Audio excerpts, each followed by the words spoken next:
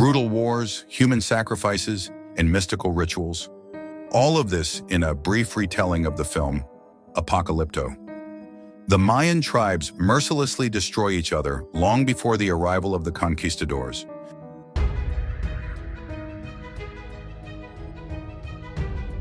The film opens with scenes of the jungle, where a group of natives are hunting a tapir. The hunters drive the animal into a prepared trap, impaling it on sharpened stakes. The main character, Jaguar Paw, delivers the final blow. As the leader of the hunting party, he distributes the meat and organs of the animal among the members of the group. At the same time, he playfully mocks his comrade named Blunted, who has not yet been fortunate enough to have children, giving him a pair of animal testicles as a joke. The prank ends in a scuffle, which has to be broken up by the hero's father, the tribe's chief, named Flint Sky. The chief advises the unlucky warrior to rub certain leaves on his private parts to promote fertility. After dressing the tapir, the hunters head back to their village. However, Jaguar Paw suddenly hears unusual sounds in the jungle. It turns out to be not animals, but members of another tribe migrating in search of a better life. As payment for passage through their land, the travelers share fish, receiving in return a portion of the tapir meat and permission to continue their journey. The hero notices that the entire tribe is moving together, including the elderly, women, and children. He wishes to learn what has ruined their homeland, but his father forbids him from approaching the newcomers. On the way home, the chief orders everyone not to speak of this encounter, so as not to plant fear in the hearts of their people. Nevertheless, he suspects that Jaguar Paw's mind has already been touched by the unease emanating from the refugees. Blunted, meanwhile, is greeted by his mother-in-law with mocking laughter and kicked into the hut to continue trying for children. Jaguar Paw watches his son play with a monkey, then goes into the hut where his wife is expecting their second child. At that moment, Blunted runs out of the house screaming. The chief had secretly given him hot chili peppers instead of medicinal herbs, causing unbearable burning. The entertainment-starved tribe bursts into laughter at the misfortune of their companion. That evening, the tribe gathers around the fire. People listen to the elders' stories and dance to the beat of an ancient drum. Only Jaguar Paw sits deep in thought until his wife distracts him. At dawn, while the jungle is still wrapped in mist and the sun has yet to rise, the hero dreams. He is alone among the thickets, facing the stranger he had seen the previous day, a man holding his own heart, cut from his chest. The man breathes heavily, with a dog barking at his feet. Before the dream ends, he says only one word: run. Upon waking, Jaguar Paw hears barking in reality.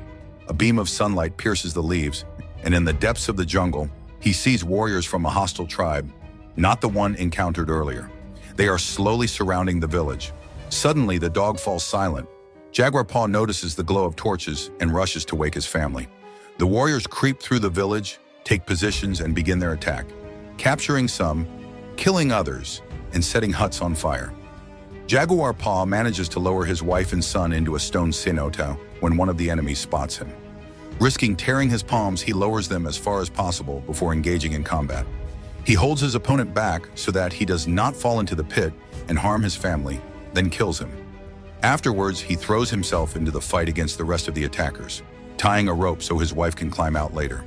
He nearly defeats another warrior, known as Middle Eye, but the enemy leader, Zero Wolf, clad in armor made of human skulls, intervenes.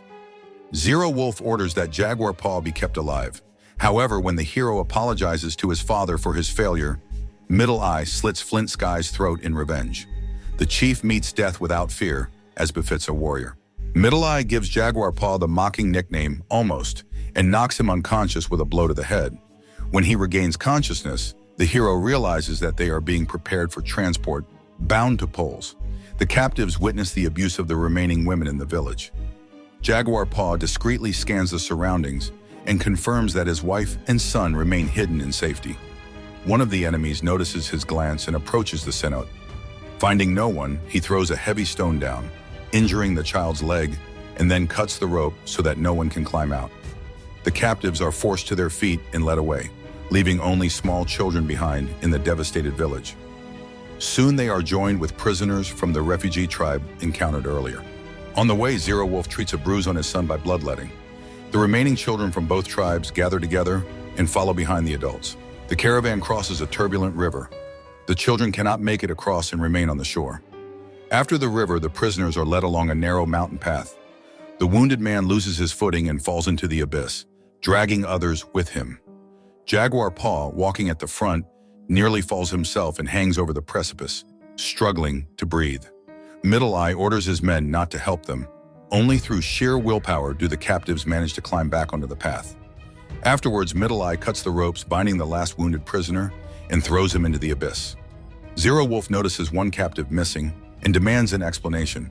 Upon learning that Middle Eye pushed him, Zero Wolf draws his knife and warns that if another prisoner dies without his knowledge, Middle Eye will lose his sight forever.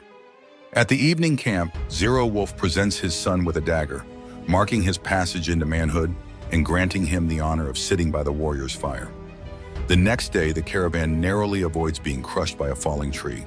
They then pass through a settlement ravaged by a terrible disease. Only a single girl remains alive, and she is infected. The warriors push her away with sticks, fearing contagion. The girl, speaking like an ancient seer, foretells the downfall of their people. She proclaims that a man-jaguar will come, turning day into night and bringing death. The path continues through vast stone quarries where countless laborers, covered in dust and coughing blood, cut and shape stone. The prisoners whisper that they are being taken to a stone city where the ground is stained with blood. They pass through settlements inhabited only by the old, the sick, and the weak. The closer they get to the center, the richer the buildings become, and the level of development is far more advanced than that of the forest villages. Their first stop is a slave market. Here, the captives are marked with blue paint. Zero Wolf allows his son to conduct his first trade. Only women are put up for sale. An old woman, the mother-in-law of one of the captives, is released as worthless merchandise, while the men are taken further on. The prisoners are brought to a temple whose walls are decorated with images of human sacrifice. Smeared with blue paint, they are led through the crowd to a high pyramid from which priests cast down severed heads. The crowd greets the procession in a frenzy of religious ecstasy. Infants are anointed with sacrificial blood. The captives are taken up wooden ramps to the top of the pyramid, where priests await them. The priests address the crowd, promising deliverance from all misfortunes through bloody rites in honor of Kukulkan. To the roar of the crowd, the high priest cuts out the hearts of the victims and severs their heads. It is Jaguar Paw's turn. He is laid upon the altar, but just as the priest raises the knife, a solar eclipse begins. Seeing this as an ominous sign, the priests halt the ceremony, believing that Kukulkan has had his fill of blood. Jaguar Paw is removed from the altar, and the priests seize the opportunity to exploit the crowd's heightened religious fervor. The captives, no longer needed for sacrifice, are taken to a special field. Here, preparations are made for a deadly sport, an ancient blood game. The captives' task is to run to a cornfield, where an executioner awaits. If they reach it, they win their freedom. But on the opposite side stand archers and stone throwers. The first pair does not even reach the edge of the field. They are struck down by arrows and stones, then finished off. In the second pair, Jaguar Paw is released. Knowing the rules, he and his companion run in zigzags to spoil the enemy's aim. Just before the finish, his companion is struck by an arrow, and Jaguar Paw himself is wounded. One of these surviving captives distracts the executioner, the son of Zero Wolf. Jaguar Paw seizes the moment, breaks the arrow shaft, strikes with the tip, and kills him. Wounded, Jaguar Paw disappears into the maze. Zero Wolf, holding his dying son, takes the dagger he had given him the night before and, without a word, charges in pursuit, followed by 8 warriors. They scour the entire field, which ends at a vast burial ground of less fortunate victims. The hero manages to slip away and reach dense jungle growth, where he hides in a tree. But there he finds a jaguar cub, and soon the mother jaguar appears, baring her teeth in warning. The warriors suspect the fugitive is nearby. On the shoulder of one, a spot of blood appears. It has dripped from above. They realize Jaguar Paw is in the tree and move to surround him. Meanwhile, the hero flees from the jaguar, unintentionally leading the predator straight toward his pursuers. The warriors and the jaguar clash, with the beast overpowering them, until it is killed by the comrades of the fallen warrior. Jaguar Paw slips away during the chaos. The superstitious pursuers take the jaguar's death as a dark omen, recalling the sick girl's prophecy of their world's end. Yet the thirst for vengeance over Zero Wolf's son outweighs their fear. The night chase continues. One pursuer is bitten by a venomous snake and is left behind to die, advised to cut his veins to avoid agony. The rest close in on Jaguar Paw, firing arrows and hurling spears. They drive him as he once drove the tapir. Jaguar Paw bursts out onto the edge of a roaring waterfall. He freezes at the brink, but the sight of his approaching enemies steals his resolve. He leaps into the torrent. From above, Zero Wolf watches, hoping the fugitive will not survive. But Jaguar Paw surfaces and reaches the shore, defiantly inviting his pursuers into his jungle for a fight. One warrior suggests bypassing the waterfall, for which Zero Wolf drives his dagger into the man's chest and orders the rest to jump. Not all survive the leap. One smashes into the rocks below. Jaguar Paw retreats into the forest, preparing for battle, but stumbles into a swamp and nearly drowns. Climbing out, he coats his body in mud. Using it as camouflage and protection, he hurls a beehive at his pursuers. The enraged tropical bees sting them to death. Next, Jaguar Paw dips wooden darts in the poison of a deadly frog and sets an ambush. He strikes down 3 warriors already weakened by the bee stings. One collapses in agony, but before he can finish him, Middle Eye appears. In the fight that follows, Jaguar Paw prevails, finishing what he had begun earlier. Meanwhile, a heavy rain begins. The downpour fills the stone cenote where his wife and child are hiding. The woman goes into labor. Jaguar Paw reaches them, but cannot pull them out in time. The last 3 pursuers have caught up. The hero lures them away. Zero Wolf wounds him with an arrow to the chest, but when he rushes in for the kill, he falls into a tapir trap and dies. The remaining 2 chase the severely wounded Jaguar Paw.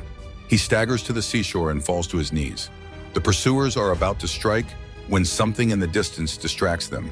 On the horizon, ships appear, conquistadors landing on the shore. The prophecy of their civilization's fall is coming to pass. Jaguar Paw leaves his stunned enemies and returns to the cenote. In the next scene, he walks away through the jungle with his wife and children. He casts an uneasy glance at the ships, realizing the strangers will bring new troubles. The family disappears into the thickets, and the screen fades to black.